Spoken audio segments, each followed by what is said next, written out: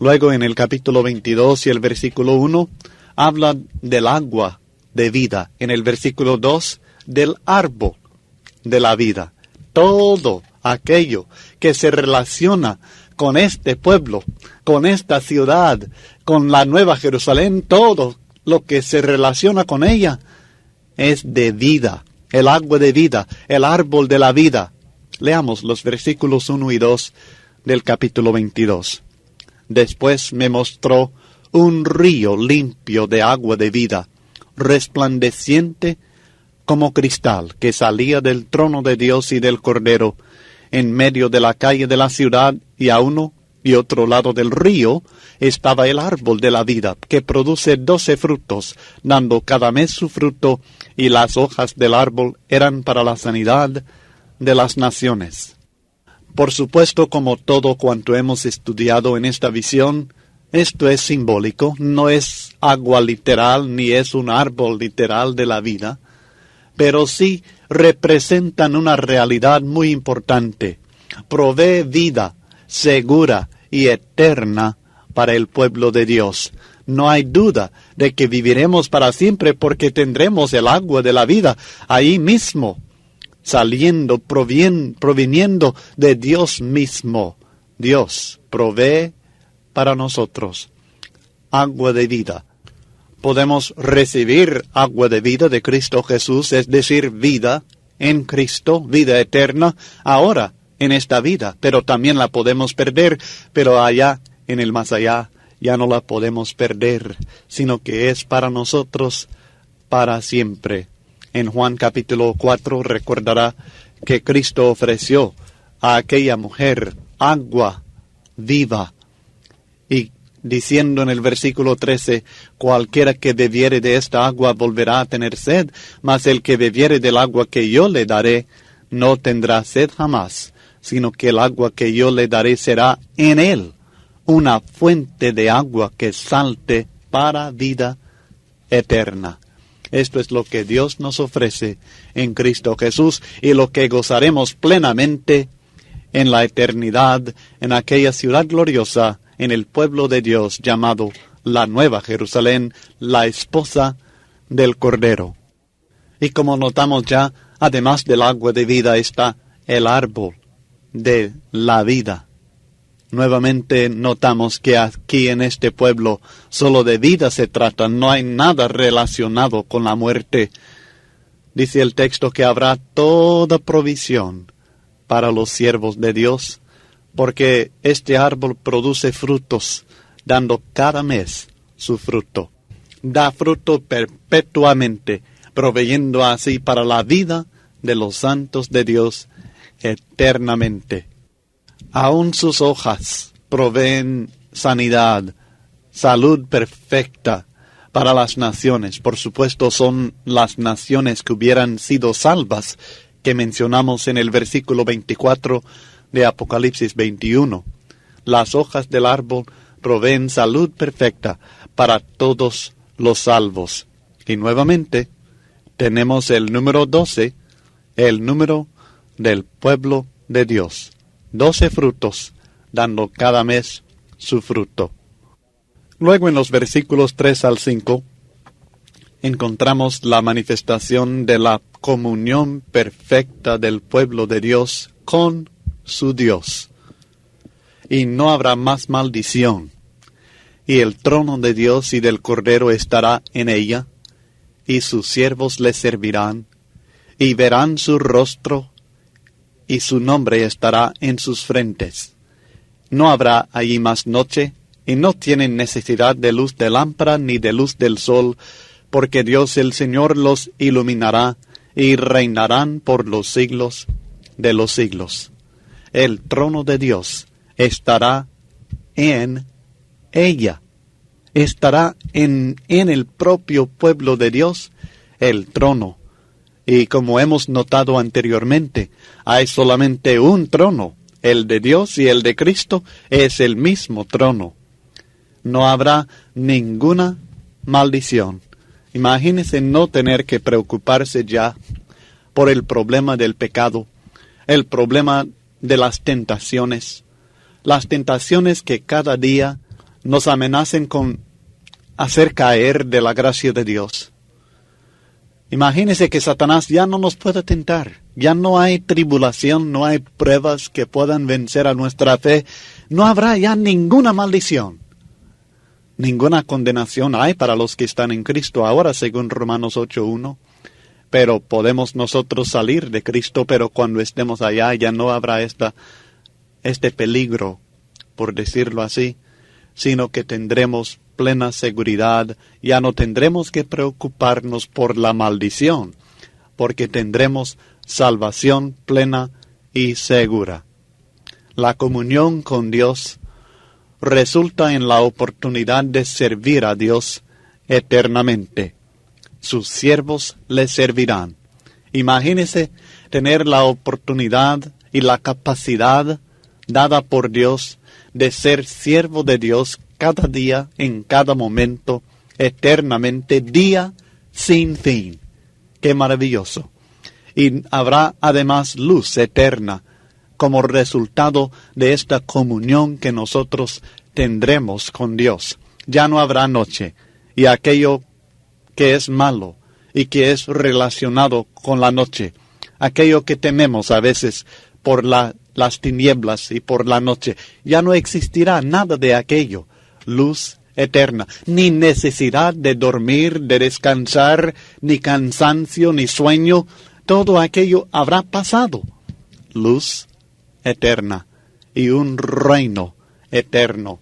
Nuestro reino con Dios y con Cristo, compartiremos con ellos la gloria del reino eterno. Reinarán por los siglos de los siglos.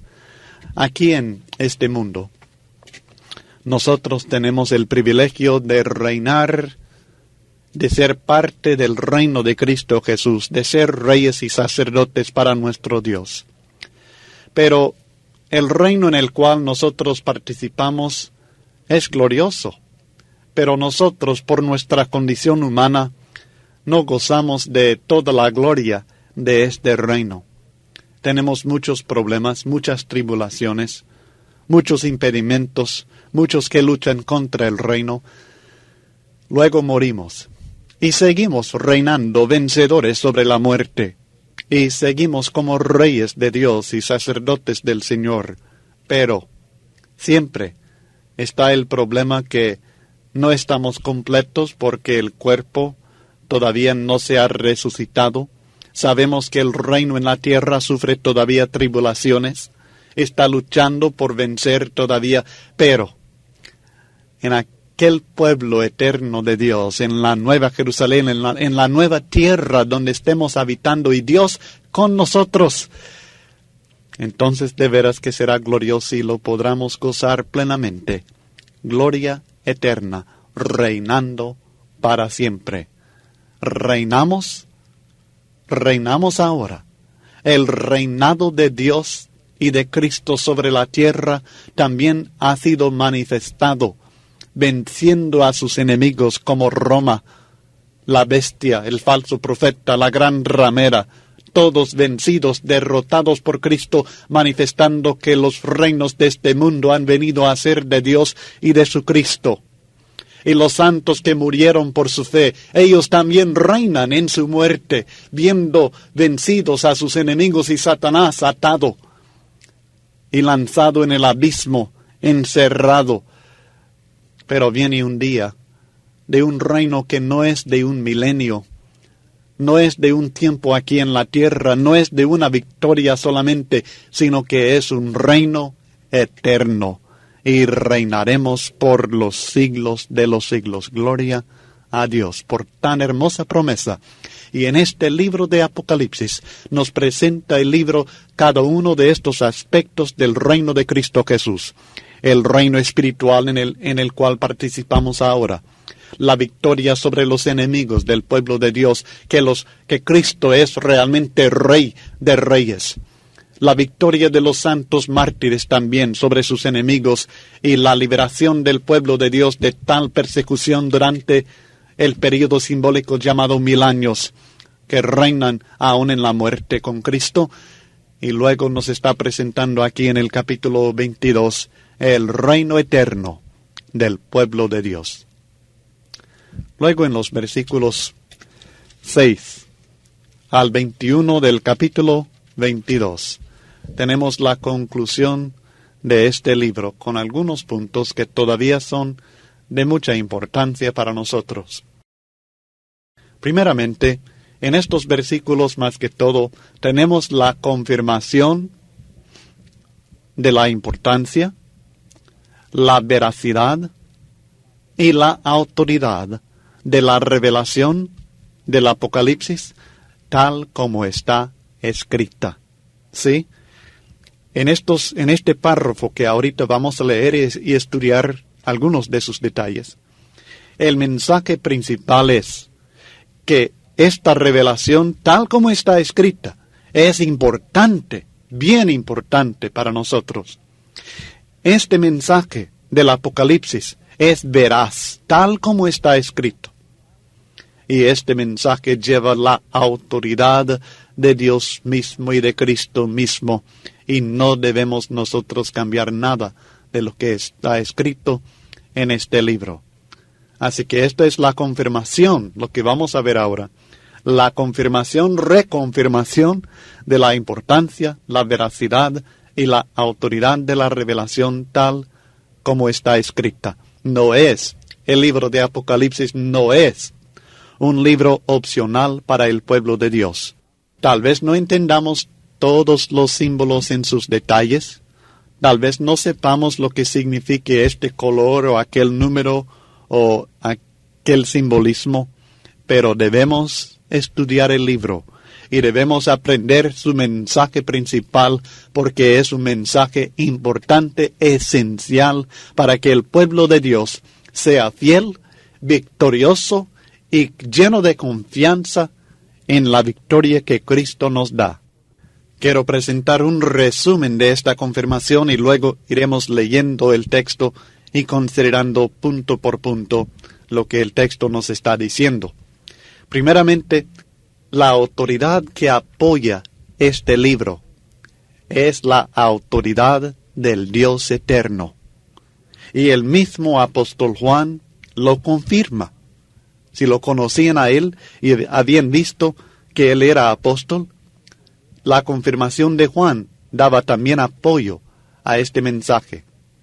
Es un mensaje de suma importancia que llenaba las necesidades inmediatas de las iglesias que lo recibieron. No un mensaje humano, sino un mensaje de Dios, y la bendición de Dios depende de aceptar sus enseñanzas tal como se presentan. El que habla en el versículo 6 de Apocalipsis capítulo 22 parece ser el mismo que empezó a manifestar a Juan, mostrarle la desposada, o sea, la Nueva Jerusalén, desde el capítulo 21 y el versículo 9. Definitivamente es ángel de Dios. Y me dijo, estas palabras son fieles y verdaderas. Y el Señor, el Dios de los espíritus de los profetas, ha enviado su ángel para mostrar a sus siervos las cosas que deben suceder pronto. El mismo Dios que reveló su mensaje a Isaías, Jeremías, Ezequiel, Daniel y todos los profetas, también ha revelado este libro de Apocalipsis. Así que el ángel de Dios está confirmando la cierta veracidad de las visiones que recibió el apóstol Juan, y nos asegura que la autoridad del Dios eterno es la que apoya este libro. También nos revela que estas son cosas definitivamente que tenían que suceder dentro de poco, es decir, dentro de poco del tiempo de los cristianos que recibieron este mensaje. Es equivocación aplicar este poco a nuestro tiempo. Es desde el punto de vista de Juan y los cristianos en Asia que primeramente recibieron este mensaje. Luego Cristo, en el versículo 7, reconfirma que esto será luego. He aquí, vengo pronto. Bienaventurado el que guarda las palabras de la profecía de este libro. Entiendo que no se refiere a su segunda venida, sino a su venida sobre los enemigos de la iglesia en aquel tiempo que estudiamos en el capítulo 19 y los versículos 11 al 21. También Cristo está reconfirmando que Él ha dado su bendición, una bendición que queda sobre aquellos que obedecen su palabra. Bienaventurado el que guarda, el que obedece, el que practica las palabras de la profecía de este libro. Luego en los versículos 8 y 9, el apóstol Juan aprende una lección que todos necesitamos aprender, y es que solamente Dios es digno de nuestra adoración. Yo, Juan, soy el que oyó y vio estas cosas, y después que las hube oído y visto, me postré para adorar a los pies del ángel que me mostraba estas cosas. Pero él me dijo: mira, no lo hagas, porque yo soy consiervo tuyo, de tus hermanos los profetas, y de los que guardan las palabras de este libro. Adora a Dios. Tenemos la confirmación de Juan que él realmente oyó y vio estas cosas, pero luego tuvo esta experiencia al querer él adorar a este ángel, pero el ángel no se lo permitió, diciéndole que él es consiervo de nosotros. Sí, nosotros y los ángeles servimos de igual manera al mismo Dios, y no debemos honrar, venerar, adorar ni exaltar a los ángeles, sino únicamente a nuestro Dios, mucho menos a un simple ser humano que algunos consideren superior a los demás. Esto no es correcto, y es una lección que muchos necesitan todavía aprender. Lo que Juan aprendió: adora a Dios y solamente a Dios. Luego, de una manera muy interesante, en el versículo 10, el ángel le explicó a Juan que el mensaje de este libro tenía que ser dado a conocer. Y me dijo: no selles las palabras de la profecía de este libro, porque el tiempo está cerca. Ahora es interesante notar esto en contraste con Daniel capítulo 8 y el versículo 26, porque tenemos casos opuestos y tenemos una diferencia muy interesante en estos casos. En Daniel 8:26 tenemos esto: la visión de las tardes y mañanas que se ha referido es verdadera, y tú guarda la visión, porque es para muchos días. En aquel texto le dijo que es para muchos días, por tanto lo tenía que sellar, lo tenía que guardar. Pero aquí a Juan se le dice: no selles las palabras de este libro, porque el tiempo está cerca. La diferencia sencilla es que la profecía de Daniel no era para su tiempo en el cual él estaba viviendo, sino para el futuro lejano.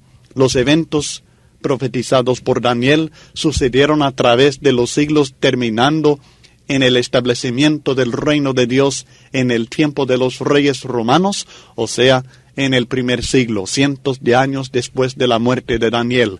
Pero la profecía del Apocalipsis era para el tiempo en que se reveló. Aquel era para el futuro. Este era que el tiempo está cerca, por tanto no selles las palabras de la profecía de este libro. Hay que darlos a conocer. La profecía de Daniel fue cumplida dentro de unos 500 años. Por tanto, podemos saber que la profecía de Apocalipsis sería cumplida mucho más luego. El versículo 11 empieza a hablar, y hasta el 15 realmente, del fin de los justos e injustos. El que es injusto sea injusto todavía, y el que es inmundo sea inmundo todavía, y el que es justo practique la justicia todavía, y el que es santo, santifíquese todavía. La naturaleza o carácter de la persona se manifiesta en su reacción a la palabra de Dios. Acaba de decir el ángel que este mensaje del libro de Apocalipsis tiene que proclamarse, no tiene que ser sellado, porque el tiempo está cerca. Y luego habla de la reacción de diferentes personas al mensaje del libro de Apocalipsis. Los injustos ignoran la palabra de Dios y los justos se animan por ella. La reacción del injusto será de seguir en su injusticia, porque no comprenderá el mensaje. La reacción del justo será de seguir practicando la justicia, porque el mensaje le animará, y así también el caso del santo. Esto parece ser lo mismo que se declara en Daniel 12 y el versículo 10 en cuanto al resultado de la profecía de Daniel. Muchos serán limpios, y emblanquecidos y purificados. Los impíos procederán impíamente, y ninguno de los impíos entenderá, pero los entendidos comprenderán. Así que el carácter de uno decide si la palabra le ayuda o no. El hombre que desea ser injusto no cambiará debido a este mensaje en el Apocalipsis, pero el hombre que desea ser justo y santo será animado y hasta reprendido por este mensaje. Lo comprenderá y recibirá el provecho espiritual que fue la intención de Jesucristo al dar esta revelación a las iglesias. Luego en el versículo 12 se nos reconfirma que la obra de cada uno en esta vida decide su fin. He aquí, yo vengo pronto, y mi galardón conmigo para recompensar a cada uno según su obra. Parece nuevamente que Cristo se refiere a su venida en Apocalipsis 19, 11 al 21 contra los perseguidores de la iglesia, no su venida al fin del mundo. Hemos visto esta palabra pronto ya y lo veremos varias veces en este capítulo 22. En el versículo 6 habla de las cosas que deben suceder pronto. El versículo 7, he aquí que vengo pronto. El versículo 10, el tiempo está cerca. El versículo 12, yo vengo pronto. El versículo 20, ciertamente vengo en breve. Creo que todas estas referencias, cuando las comparamos y las juntamos, tenemos que llegar a la conclusión que no se refiere a la venida de Cristo en el fin del mundo, sino a su venida para juzgar al imperio romano y destruir a los perseguidores de la iglesia. La recompensa que él traía para los perseguidores de la iglesia era su destrucción. Y en el día final, el día del juicio final, su recompensa será la muerte segunda. La recompensa de los cristianos fieles que Cristo traía en aquel entonces era la victoria y el dominio sobre sus enemigos, y en el día del juicio final su recompensa será la vida eterna. La naturaleza eterna de Cristo es la que asegura que estos fines, estas recompensas, serán así, tal como Él lo ha prometido. En el versículo 13 dice, yo soy el alfa y la omega, el principio y el fin, el primero y el último. Esta descripción también señala la deidad de Cristo, porque el alfa y la omega, en el capítulo 1 y el versículo 8, y aquí mismo en el capítulo 21 y el versículo 6, se refiere al Padre Celestial. Así que Él es completo de igual manera que el Padre es completo. Él abarca todo de principio a fin, así como el Padre lo hace. El primero y el último también se refiere a Jehová en el libro de Isaías. Él es antes y después de todo. El Padre, Jehová y también el Hijo Jesucristo. Él es el principio y el fin.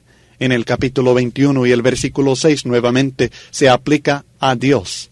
Así que tenemos claramente explicado que Jesucristo, el que es alfa y omega, principio y fin, primero y último, es eterno y deidad de igual manera que el Padre Celestial. El requisito para asegurar que su fin sea la vida eterna se presenta en el capítulo 22 y el versículo 14, y es sencillamente haber lavado sus ropas.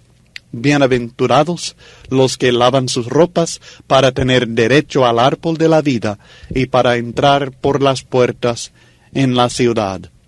Ya hemos estudiado en el capítulo 7 de este mismo libro que lavamos las ropas en la sangre del Cordero, al ser bautizados en Cristo, bautizados en su muerte, Romanos 6, 3 al 4, y así nosotros lavamos nuestras ropas de igual manera que el apóstol Pablo en Hechos 22, 16 fue exhortado por Ananías a lavar sus pecados siendo bautizado e invocando el nombre del Señor. Y así cuando nosotros andamos en luz como Él está en luz, la sangre de Jesucristo su Hijo nos limpia de todo pecado, lava nuestra ropa, 1 Juan 1 y el versículo 7. Por tanto, si alguno desea entrar en la vida eterna, tener derecho al árbol de la vida, entrar por las puertas de esta ciudad, en la Nueva Jerusalén, tendrá que haber lavado sus ropas durante su vida terrenal. Pero los injustos están excluidos de todas las bendiciones que recibirá la iglesia del Señor.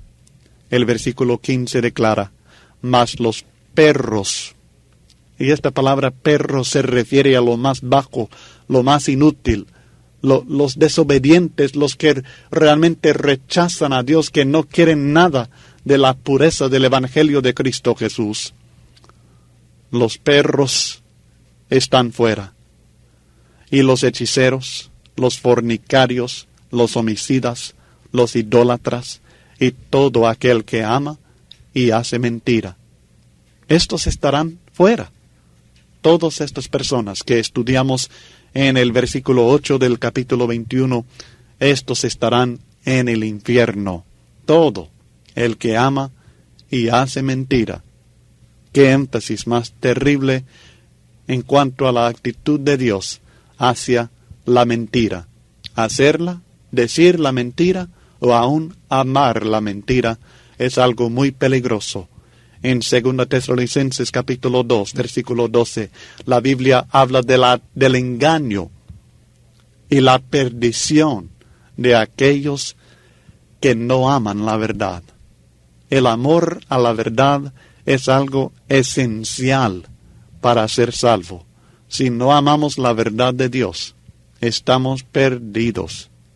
Aunque no la conozcamos, debemos amarla. Si la amamos, la vamos a conocer y seremos salvos por la verdad, porque la verdad nos hace libres del pecado, de la esclavitud a Satanás, y nos provee la oportunidad de servir a Dios eternamente en la ciudad celestial.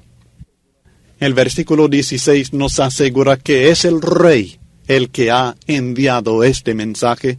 Yo, Jesús, he enviado mi ángel para daros testimonio de estas cosas en las iglesias.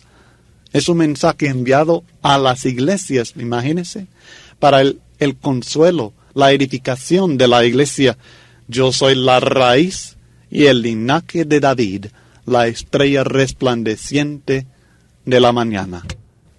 Al recibir este mensaje, al escuchar esta exhortación de la palabra de Dios, todavía hay tiempo para llegar al Cristo que ofrece el agua de la vida. Y el Espíritu y la esposa dicen, ven. Y el que oye diga, ven. Y el que tiene sed, venga. Y el que quiera, tome del agua de la vida gratuitamente. El Espíritu Santo y la iglesia del Señor, el Espíritu y la esposa, le invitan por medio de la predicación de la palabra de Dios. Y mientras haya vida todavía, mientras todavía podamos leer este mensaje y escuchar este mensaje, hay tiempo todavía de responder a esta maravillosa invitación de Dios, invitación del Espíritu Santo y de la iglesia de Dios, y recibir el agua de la vida que Cristo ofrece por gracia, gratuitamente. Pero el que rechaza este mensaje, o el que añada a este mensaje, o el que reste de este mensaje, será condenado eternamente. En los versículos 18 al 19 encontramos una advertencia muy severa sobre la santidad del mensaje de este libro, aplicable, por supuesto, a toda la Biblia, pero refiriéndose específicamente a la profecía del libro de Apocalipsis. Yo testifico a todo aquel que oye las palabras de la profecía de este libro. Si alguno añadiere a estas cosas, Dios traerá sobre él las plagas que están escritas en este libro. Y si alguno quitare de las palabras del libro de esta profecía, Dios quitará su parte del libro de la vida y de la santa ciudad y de las cosas que están escritas en este libro. No hay que añadir nada y no hay que restar nada de este mensaje y por supuesto de ningún mensaje de la palabra de Dios, porque aunque este texto tiene referencia específica al mensaje que encontramos en el Apocalipsis, se aplica a toda la revelación divina y es un principio que encontramos en varios textos de la Biblia, tanto del Antiguo Testamento como también del Nuevo, de no ir más allá de lo que está escrito. 1 Corintios 4 y el versículo 6. Las consecuencias de hacerlo realmente son graves, porque dice que el que añada tendrá que sufrir las plagas que están escritas en este libro. E imagínense, las plagas que se mencionan en este libro son tremendas, como hemos estudiado. Y el que quitara parte de este libro, también su parte del libro de la vida será quitada. Y entonces no tendrá ninguna oportunidad de salvación, porque únicamente, como hemos estudiado ampliamente en este libro, únicamente los que están inscritos en el libro de la vida podrán entrar en la ciudad gloriosa de Dios. Luego el libro termina con los versículos 20 al 21 diciendo: el que da testimonio de estas cosas dice: ciertamente vengo en breve. Amén. Sí, ven, Señor Jesús. La gracia de nuestro Señor Jesucristo sea con todos vosotros. Amén. Confirma nuevamente la certeza del juicio de Cristo contra los perseguidores dentro de poco y la victoria del pueblo de Dios también sobre estos perseguidores dentro de poco de cuando Juan escribió el libro. Y Juan así lo deseaba y reconocía que solamente Jesús es Señor. Por tanto le dice: lo que tú dices, Señor, amén, así sea. Sí, ven, Señor Jesús. Y luego la bendición, la gracia que todos, especialmente aquellos cristianos atribulados, necesitaban y que nosotros necesitamos en tribulaciones semejantes que tengamos que sufrir. De principio a fin, la confianza, la seguridad de la victoria de Cristo y su pueblo es el mensaje que resalta una y otra vez en este libro de Apocalipsis.